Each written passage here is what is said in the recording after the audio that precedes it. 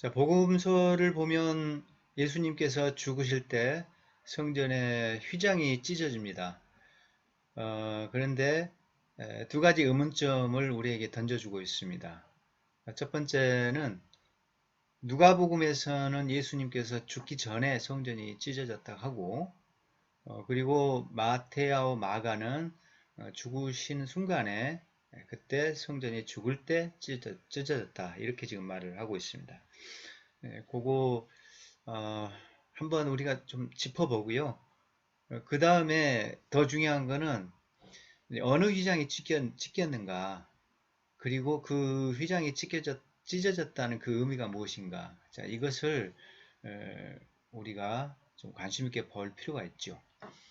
특별히 어느 휘장이 찢겨졌는가, 당연히 우리는 지성소 휘장이라고 생각하는데 일각의 신약학자들은 지성소 휘장이 아니고 내성소, 첫 번째 입구에 있는 제사장들이 이제 열고 들어갈 수 있는 그 커튼, 그 휘장이 찢어졌다. 이렇게 말하는 사람들이 있습니다. 안쪽에 있는 지성소 휘장이 아니고, 그것이 정당한 견해가 아니다는 것을 제가 좀 설명을 해드리고 싶어요. 자, 그러면 하나하나 좀 살펴보도록 하죠. 일단 예수님께서 언제 돌아가셨는가 하는 것은 일관되게 성경에서 요한복음에 약간 차이가 있는데 해석의 여지가 있어요. 요한복음은. 자, 그런데 나머지 세 복음서는 똑같이 일관되게 6시, 9시 매달리셔서 9시에 돌아가셨다. 이렇게 기록이 되어 있습니다. 정확하게는 이제 사실 6시 전에 이제 매달리셨죠. 6시부터 제6시로부터 땅에 어둠이 임하고 제9시까지 계속 그 대낮에 백주에 흑암이 엄습했다라고 지금 복음서들이 똑같이 기록을 하고 있습니다.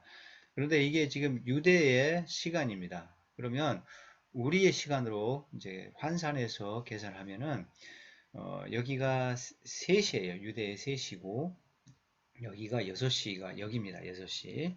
그리고 여기가 9시예요. 자, 예수님은 밤새 신문을 받았잖아요.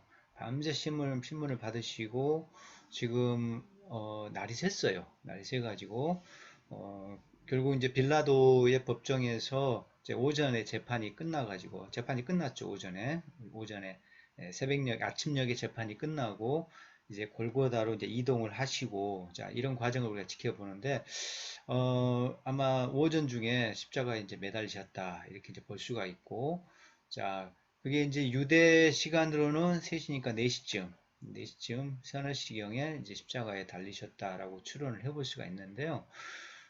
정확한 거는 6시부터 대낮인데 백주 대낮에 흑암이 임했다.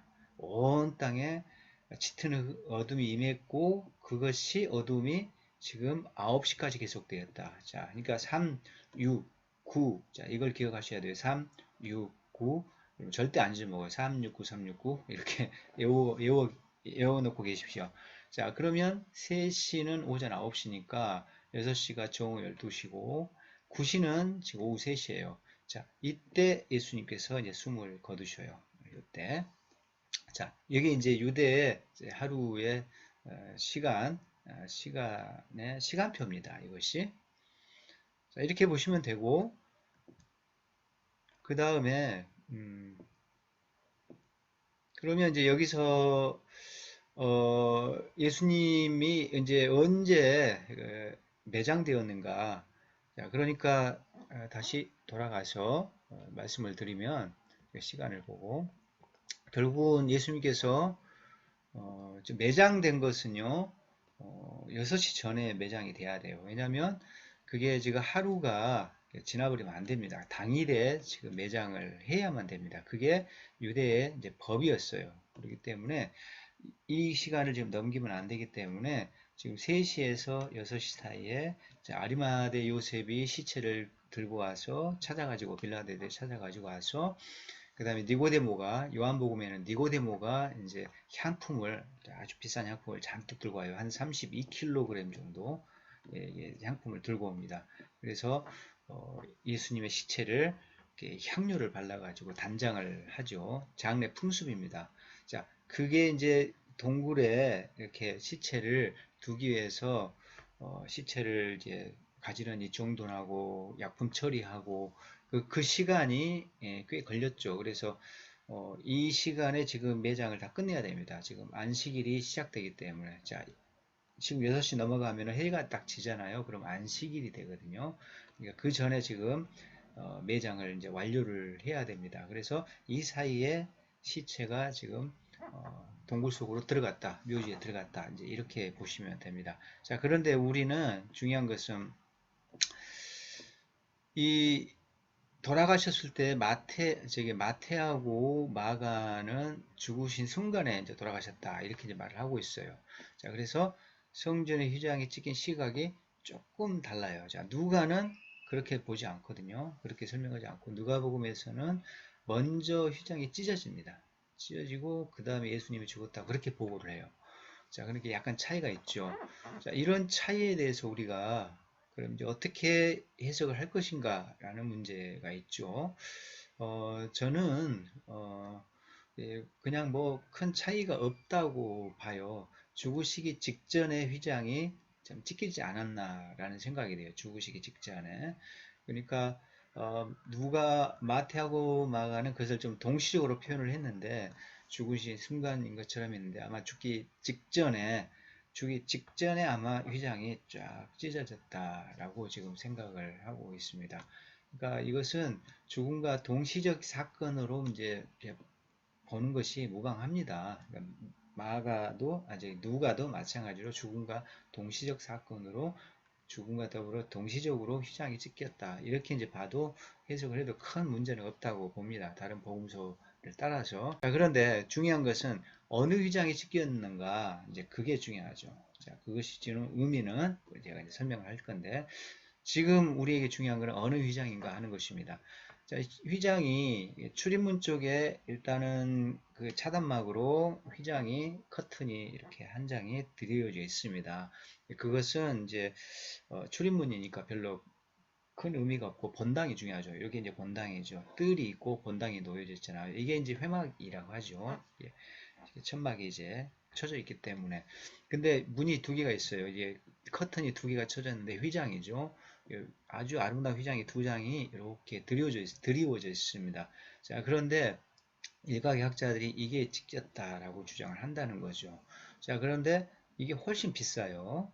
훨씬 고급지고 화려하고. 자, 똑같이 청색, 자색, 홍색 실대, 자, 배실을 기본으로 청색, 자색, 홍색 실을 섞어가지고 아름답게 이제 만들었어요. 굉장히 비싸요. 이것도 청색, 자색, 홍색 실로 섞어서 똑같이 이제 만들었는데 틀림없이 이것은 훨씬 두꺼웠고 그 다음에 이 그룹들의 문양이 이렇게 이제 새겨져 있다는 거죠. 아름답게 그룹들의 문양이 이제 어떤 문양인지는 우리가 그룹들이 어떤 문양을 하고 어떤 모양의 그 문양이었는지 그것은 우리가 이제 정확히 알 길은 없습니다. 이제 추론을 하는 거죠. 자, 이게 정확하다고 볼 수는 없어요. 자, 어쨌든 간에 그룹 문양이 이렇게 수가 놓아져 있기 때문에 굉장히 고급진 그런 휘장이었다는 거죠. 훨씬 비쌌어요. 저 안쪽에 들어갈수록 비싼 것이 사용되고 또 더 비싼 귀금속이 사용되고 더 비싼 재료가 사용되고 또 훨씬 더 아름다운 그런 이렇게 장식이 사용되고 했다는 것을 그 성막의 논리에서 우리가 알 수가 있거든요. 자, 그러면 자, 왜 이제 사람들이 이렇게 이제 주장을 하냐면 말이죠. 자, 여기 성막을 이제 이렇게 보시면 왜 이 첫 번째 휘장이 찍혔다라고 이제 주장을 하는 사람이 있냐 하면요. 봤다는 거예요. 단순히. 사람들이 이렇게 목격을 했다는 거죠. 그러면 안쪽이 찍혀지면 목격을 못하니까 안 보이잖아요. 찍혔는지 어쩐지를 모르는데 바깥이 쫙 찍히면 이게 다 사람들이 보고 와 하고 소문이 다 난다는 거죠. 금방 쫙 퍼진다는 거죠. 그래서 이제 이게 지금 이 휘장이 찍혔다라고 이제 한다는 거죠. 자, 요거는 이제 출입문, 뜰문 쪽에 그 뜰막입니다. 뜰문 쪽에 있는 뜰막인데 요것은 이제 출입문의 역할을 했기 때문에 그렇게 중요하진 않고 지금 이게 이제 중요했죠. 이게 본당 건물이잖아요. 본당. 이게 이제 회막인데 여기가 진짜 중요한 그 공간이었거든요. 평신도들은 여기까지 들어와서 제사를 드리고 그리고 제의적 활동 같은 걸 하고 이제 입장이 여기까지 가능했습니다. 그러나 여기는 이제 못 들어가잖아요. 여기는 제사장들만 들어갈 수 있는 공간이었습니다. 심지어 레위인도 여기를 입장을 시도하면은 이제 사고가 나서 죽는다라고 경고를 하고 있습니다. 자, 민수기 4장을 보면 그 죽음의 경고가 나와요. 민수기 4장에 어음이 나옵니다. 레인이라 할지라도 너희들이 여기를 들어가서 뭐 기물을 만진다든가 심지어 그게 아니고 빼꼼하고 커튼을 쳐서 쳐다보기만 해도 너희들이 죽으리라 라고 지금 경고를 이렇게 놨어요. 왜냐하면 여기는 하나님의 강력한 그 거룩의 기운이 감돌고 있어요. 여기는 울트라 파워 짱 거룩의 기운이 감돌고 있는 공간이고 여기도 강력한 거룩의 기운이 감돌고 있어요. 그래서 거기에 그것에 그 거룩의 기운에 타격을 입어가지고 거꾸러지는 겁니다. 그래서 그 레위인은 준 제사장인데도 불구하고 소용없었어요. 평민은 그러니까 말할 것도 없습니다. 심지어 준 제사장급인 레위인이 여기를 살짝 꼭 이렇게 쳐다보기만 해도 그게 타격을 입어야지 거꾸러진다라고 민수기 4장에서 어마어마히 경고를 하고 있어요. 한번 민수기 4장 쭉 한번 읽어보세요. 레위인에 대한 그 레위인들이 성막 기물을 어떻게 운반하고 어떤 수칙을 통해서 누가 어느 레위 집안의 가문이 고압 가문이 무라리 가문이 게르손 가문이 각각 어느 것을 비품을 챙겨서 갈 것인가라는 것을 쭉 이야기해 주는데 거기 경고장이 하나 있어요. 평상시에 이동이 아니라 평상시에 너희들이 여기를 쳐다보기만 해도 죽는다. 평상시는 그러니까 일절 얼씬도 하면 안 되는 공간이었습니다. 여기가 그렇게 무서운 공간이에요. 그러니까 들어가 죽었는데 제사장들은 출입이 가능했어요. 왜냐 제사장 복장을 입고 들어가잖아요. 그럼 마치 그 이제 방전복 역할을 하는 것처럼 멀쩡했어요. 하나님이 그 옷을 입고 손발을 딱 씻고 단정하게 잘 준비해서 들어오게 하는 거죠. 그럼 입장에서 이제 여러 가지 일을 하는 거죠. 향도 피우고 떡상도 안식일마다 떡가리를 하고 또 매일 불을 새로 이제 기름을 채우고 그렇게 해서 심지도 갈고해서 금등잔대에 불도 관리하고 그래서 매일 제사장들이 출입을 하면서 여기에서 내성소에 중요한 예배 행위를 했습니다. 이게 다 일종의 예배 행위잖아요. 그리고 그러니까 이 지금 휘장이 엄청나게 이제 중요할 수밖에 없었죠. 여기는 강력한 차단막 역할을 했어요. 사실 이것도 차단막 역할을 해요. 성막에 아무 사람이나 이제 들어오면 안 되는 거죠. 그래서 술 한잔하고 알딸딸한 마음으로 알딸딸한 기분으로 그런 정신으로 이렇게 무심코 막 입장하고 담배 한 대 피려고 뭐 이렇게 한번 들어와 보고 심심해서 산책 한번 하려고 이제 돌아보고 이렇게 했다가는 큰일 납니다. 죽어 사람들이.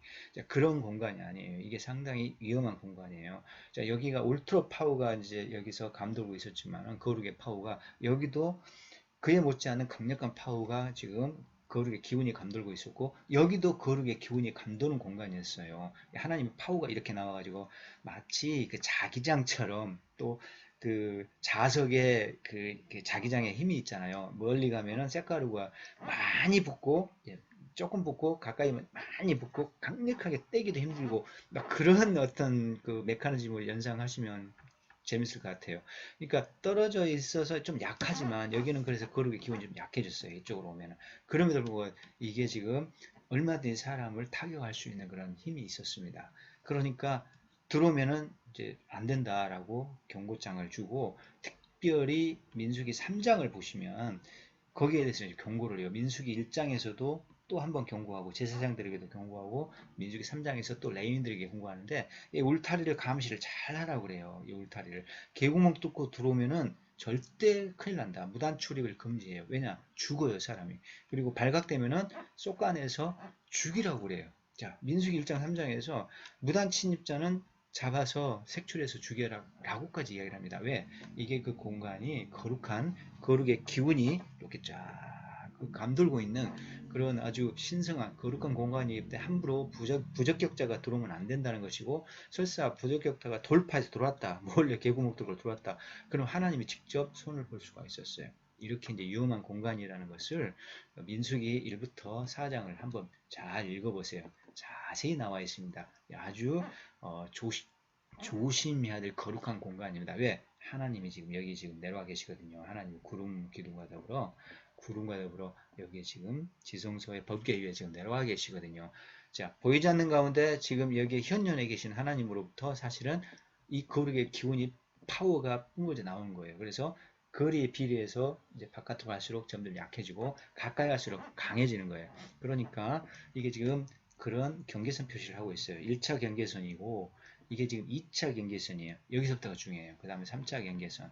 자, 여기서는 평민들이 들어갈 수가 없어요. 그러니까 이제 일각의 학자들은 평민이 들어갈 수 있는 공간, 이게 찍히면 이게 이제 진입이 가능하니까 이 본당 진입이 가능하기 때문에 아마도 이게 분명히 이 휘장이 찍혔을 것 같다라고 주장하는 사람이 있다니까요. 자, 어떤 학자들이 그렇고, 왜냐, 이제 사람들이 봤기 때문에 그런 주장을 한다는 거죠. 자, 그런데 그게 그럴듯한데 사실은 이게 성립되기 어려운 주장이라는 것이 제 견해입니다. 자, 왜냐하면 잘 보세요. 자, 제가 설명을 해드리겠습니다. 여러분 제가 적절한 비유인지 모르겠지만은 한 가지 제가 비유를 해볼게요. 전쟁이 일어나세요. 그러면은 이게 본진이 여기 있어요. 사령관이 여기 있습니다. 사령관이 딱 깊숙이 진을 치고 있고 여기서 진두 이게 전투를 여기서 지시를 다 하고 그러면 여기서 방음막을 이렇게 쳤단 말이죠. 방음막을 촥 제가 전투가 이제 벌어져요. 그래서 견고하게 방음막을 이렇게 쳤는데 그래서 적들이 들어오지 못하도록 하는 거죠. 근데 적들이 몰래 수색대가 이렇게 몰래 뒤로 매복을 해가지고 여기를 만약에 본진을 털어버렸다. 본진이 털리면 어떻게 되죠? 본진이 점령돼가지고 적군이 여기에 깃발 딱 꽂아버리면 전쟁 끝나는 거예요. 그러니까 이거는 아무런 의미가 없게 됩니다. 이거는 전혀 의미가 없게 돼요. 똑같습니다. 여러분 여기가 지금 사령관 대신 우리 하나님이 여기 계셔요. 하나님이 이제 전쟁에 비유하자면은 이게 찍혔다는 것은 본진이 털렸다는 거죠. 본진이 털려버리면 뭐죠? 아무런 의미가 없어요. 아무런 의미가 없게 됩니다. 그러니 이게 찍혔다고 보는 것은 이게 성막의 논리상 안 맞고 신학적으로도 이게 안 맞는 그런 주장이 될 수밖에 없습니다. 자, 그러니까 여러분 분명히 이게 이제 틀린 거예요. 이게 지금 찍힌 거예요. 그러면 이게 무용지물이 되는 거죠. 자, 이게 찍히면 이게 지동소 휘장이 남아 있거든요. 그럼 어차피 또 뭐 봉쇄가 되거든요. 그러니까 이게 찍히지 않는 이상 아무 의미가 없어요. 이게 찍히는 것은 아무런 의미가 없다는 것이죠. 자, 이런 논리를 통해서 분명히 이게 찍혔다는 것이죠. 그러면 사람들이 안 보이는데 이게 지금 이렇게 앙장막으로 이제 덮여 있거든요. 두 장의 앙장막과 두 장의 가죽 덮개가 또 덮여 있기 때문에 이게 3중 4중으로 덮여 있는데 이게 내부가 전혀 안 보여요. 밖에서는 안 보이는데 그럼 사람이 어떻게 하는가? 아니 제사장들이 가서 보고 큰일 났다고 이제 다 목격을 하고 사람들한테 다 동네방네 다 알렸겠죠. 제사장들 들랑달랑 하는데 그걸 왜 금방 바로 실시간 확인 가능합니다. 그 안에서 업무를 보고 있을 수가 있어요. 제사장들이. 아마 분명히 제사장들은 계속 안쪽에 누군가가 있어야 됩니다. 계속 근무를 상시적으로 교대 근무하면서 있어야 됩니다. 실시간으로 이걸 목격했어요. 그리고 난리가 나죠. 그러면 다 소문이 터지게 됩니다. 자, 그런 용고로 틀림없이 이게 이제 찍혔다라고 우리가 이제 결론을 내려야 됩니다. 자, 이게 지금 찍혔는데 그렇다면 저 지성소 휴장이 찍힌 게 이제 어떤 의미를 갖고 있는가라는 거죠. 자, 마지막으로 그 부분을 우리가 생각해 보는데, 자, 이것은 첫 번째 말씀드린 대로, 아까 이제 말씀드린 대로 이게 지성소 길이 열렸다는 것은 뭘 의미하죠? 하늘길이 열렸다는 상징적 사건일 수가 있어요. 그래서 하늘이 뚫렸다는 거죠. 그걸 분명히 그렇게 해석할 여지가 있습니다. 자, 그래서 구약과 달리 하나님께 곧장 나아갈 수가 있다는 거죠. 자, 어떤 차단막이 3중으로, 자, 이게 3중으로 차단막이 이제 놓여져 가지고 휘장이 3중으로 이렇게 차단돼 가지고 휘장으로 가로막혀 가지고 하나님 앞에 나아갈 수가 없어요. 또 1차 그 차단막을 뚫고 진입이 됐다 하더라도 2차, 3차에서는 그게 지금 이제 허용이 안 된다는 거죠. 대제사장만 1년에 한 번 지성소까지 갈 수가 있어요. 오직 한 사람만이 대자 붙은 제사장만이 거기를 1년에 하루만 이제 거기를 이제 진입이 가능했다는 거예요. 하루. 자, 속죄일 7월 10일 속죄일에만 가능했다는 거죠. 자, 그게 그날 한 번 들어간 게 아니고 헤아려 보면은 레위기 16장을 이제 면밀히 살피면은 4번 거기를 이제 들어갔다는 결론이 나와요. 4번 들락날락 해요. 근데 이제 목적이 피를 뿌리로, 이제 짐승의 피를 소피하고 염소피를 이제 뿌리로 이제 그 진입을 하죠. 근데 아무튼 뭐 이렇게 향을 피우러도 한번 들어가야 되고, 그 다음에 소피 한번 뿌리로 들어가야 되고, 염소피 또 뿌리로 들어가야 되고, 마지막에 향하고 뒷정리하러 또 들어가야 돼요. 레위기 16장에는 그 뒷정리하러 뒷마무리하고 정리하러 들어간다는 말은 없어요. 근데 추론을 하면은 이제 뒷정리하러 마지막에 한 번 더 들어가야 되니까 4번이 맞죠. 어쨌든 간에 7월 10일에 한 사람만 들어가게 돼 있어요. 한 사람만. 그러니까 완전히 봉쇄가 돼 있어요. 그런데 그게 찢겼다는 거죠. 그래서 길이 뚫렸어요. 자, 막혔던 길이 뻥 하고 뚫렸다는 거죠. 그래서 하늘길이 열렸다는 것이 상징적 사건인데, 구약과 달리 하나님께 곧장 이제 나아갈 수 있어요. 자, 삼중으로 가로 막혔던 길이 이 본진이 뚫리면서 이제는 아무 의미가 없기 때문에 직방으로 이제는 다이렉트로 하나님께 나아갈 수 있게 됐다. 그것을 이제 의미하고, 하늘길도 그런 식으로 이제 우리가 곧장 하나님께 바로 이제 갈 수 있다라는 것을 이제 의미를 하는 것이고, 구약과 이것은 비교할 수 없는 큰 은혜죠. 은혜의 시대가 이렇게 도래했어요. 구약에서는 제한된 은혜 속에서 살았어요. 그것도 은혜죠. 제한된 은혜 속에서 하나님과 만났어요. 제한된 간격을 두고, 하나님과의 그 거리와 간격을 두고, 이 피조물과 창조물 사이에 엄청난 간격이 있기 때문에 그 간격을 유지하면서 하나님과 교제했어요. 제사라는 방법으로 제사를 드리면서 이제 이렇게 교제를 했거든요. 자, 그런데 이제 신약에 와서는 이 간격을 유지했던 경계선이 이제 해체되면서 예수님과 더불어서 예수님 손잡고 바로 하나님 앞에 가서 그분과 교제할 수 있게 되어 있습니다. 이것은 구약과는 비교할 수 없이 큰 은혜다. 큰 은혜의 사건이다. 이렇게 이제 볼 수가 있고, 그 다음에 성전 기능이 종료가 돼버리잖아요. 성전 기능이 종료된 게 이게 난 더 크다고 봐요. 이 의미보다 이게 이제 크다고 봐요. 물론 이 성전 기능이 종료되면서 이 은혜가 이제 주어지죠. 그러니까 여기에서 하늘길이 뚫렸다는 상징적 사건으로도 충분히 해석할 수 있지만은, 그러나 이것이 아니어도 성전 기능이 종료되면서 해체되면서 지성소 휘장이 찢기면서 하나님께 나아갈 수 있는 길이 열렸다. 그래서 성전이 더 이상 이제는 유효한 그런 건물이 되지 않게 되었다라는 것이죠. 자, 그 의미가 이제 굉장히 크다는 것이고, 그럼 어떤 의미에서 그런가? 첫 번째는 제사가 종료됐죠. 성전이 찢겨버렸으면은 이제 성전 기능이 종료됐어요. 성전이 아무 쓸모없는 건물이 됐어요. 자, 지성소 휘장이 찢겼다는 것은 성전 기능을 더 이상 이제 못한다는 거예요. 더 이상 성전 기능이 이제 종료되었다라는 것이기 때문에 제사가 끝났어요. 자, 제사가 스톱될 수밖에 없습니다. 그 다음에 율법 시대가 이제 종료가 됐다는 그런 상징적 사건이다. 이렇게 이제 보시면 됩니다. 율법 시대가 성전과 더불어 이제 종료가 되는 것이죠. 자, 저는 그렇게 봐요. 율법은 성전이 있을 때만 저는 유효하다고 봐요. 의미가 있다고 봅니다. 율법은 성전이 없으면은 율법도 저는 의미가 없다고 봐요. 성전과 율법은 불가분리의 관계로 일심동체처럼 붙어 있다고 봐요. 그래서 율법은 성전과 더불어서 율법이 주어졌다고 이제 보거든요. 제반 율법들이 주어졌다고 봐요. 그리고 성전에 거하시는 하나님이 율법을 통해서 율법을 매개로 백성들을 다스리고 있죠. 자기 백성으로 삼고 있어요. 그런데 이 성전이 무너지고 성전의 기능이 종료되고, 만약에 이제 성전이 사라진다면 뭐 율법이 아무런 이제 더 이상 의미가 없게 되는 거죠. 저는 그래서 율법은 성전이 있을 때만 의미가 있다고 보는 입장입니다. 그런데 지성소 휘장이 찍히면서 율법 시대가 이제 끝나버렸어요. 사실은 이것이 율법 시대가 종료됐다는 말은 다른 말로 율법이 완성적으로 폐지되었다. 이렇게 우리가 표현할 수가 있습니다. 율법의 완성적 폐지라는 말로 조금 멋지게 표현을 해볼 수가 있습니다. 자, 폐지는 폐지인데 완성적으로 폐지가 됐어요. 그러니까 그 본질과 정신은 그대로 신약으로 승계되어서 예수님이 그걸 성취하러 오셨다는 거죠.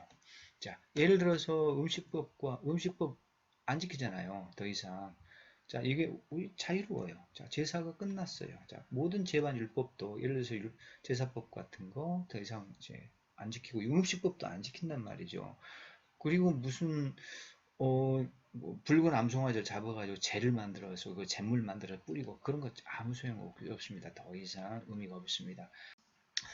그리고 이제 예수님께서 이것을 이제 성전으로 이제 대처를 하셨잖아요. 자, 성전 기능이 종료되고 새로운 성전으로 예수님께서 대체했어요. 예수님이 성전을 오셨잖아요. 예수님이 성전을 오셔서 지금 어떻게 됐죠? 자, 우리가 다 이제 거기에 결합된 성전이 된 거죠. 자, 예수님이 이제는 이 성전을, 건물 성전을 부수고 새로운 대체 성전으로 오셨어요. 이것을 대체하는 진정한 성전으로 오셨어요. 새로운 성전으로 오셨어요. 예수님 본인이 성전으로서 이 땅에 오셨잖아요. 그리고 이제는 자신을 믿는 자들, 믿는 모든 자들이 자신과 결속됨으로써 함께 지어져가는, 점점 이제 부피가 커지고 성장하고 확장되고 성장하는 그런 이제는 새로운 성전이 되었다는 거죠. 그것을 우리는 교회라고 이야기를 합니다. 새로운 성전을 이제 교회라고 합니다. 자, 교회가 성전의 기능을 완벽하게 이제 이어받고 있습니다. 교회가. 성전은 끝났다는 거죠. 그때 휘장이 찢어질 때 예수님께서 죽으심과 더불어서 이제는 이 땅에 새로운 시대를 이제 가져오셨고 그 죽음과 더불어 모든 구약을 성취하셨고 그럼으로써 이제는 부활과 더불어 성령의 오심과 더불어 교회가 세워지면서 이제는 교회가 그리스도를 믿는 그리스도를 머릿돌로 하고 그리스도를 이제 기초로 해서 그분을 모판으로 해서 이제는 점점 세워져가는 확대되는 함께 성장하고 함께 세워져가는 그런 새로운 성전 너희가 성전이다 바울이 말한 것처럼 이제는 교회가 성전이 되었다는 거죠. 그래서 성전은 이제는 교회로 새로운 사람 성전으로 대체되었다라고 이제 우리가 볼 수가 있죠. 그게 지금 성전이 찢어질 때 휘장이 찢어질 때 지금 그런 사건이 이제는 현실화 되었다라고 이제 볼 수가 있습니다. 자, 우리는 이제 그렇게 해석하는 것이 좋겠다라는 생각이 듭니다. 자, 오늘 여러분들과 더불어서 성전이 주고 있는 의미, 그 다음에 특별히 그 성전이 이제 휘장에 이렇게 가로막혀 있는데 성전이 찢어진 그 의미를 우리가 신학적 의미를 깊이 있게 생각해 보았습니다. 어느 휘장이 찢어졌느냐 거기서 출발을 했어요. 그게 내성소 휘장이 찢어지는 것은 의미가 없다는 거죠. 지성소 휘장이 찢어져야지 비로소 이제 진정한 의미가 있다라는 것을 우리가 확인해 보았습니다. 그게 찢겨야지 본진이 이제 무너지면서 이제 이 모든 방어선이 아무 의미가 없는 것처럼 이제 마치 그와 같은 비유를 적용해서 이 지성소 휘장이 찢어져야지만이 모든 길이 자동적으로 열린다. 이렇게 우리가 이제 이해를 할 수가 있겠죠. 자, 그러니까 지성소 휘장이라고 이제 여러분이 확신하면 되고요. 그것이 주는 의미를 우리가 다양하게 한번 생각을 해 보았습니다. 예, 감사합니다.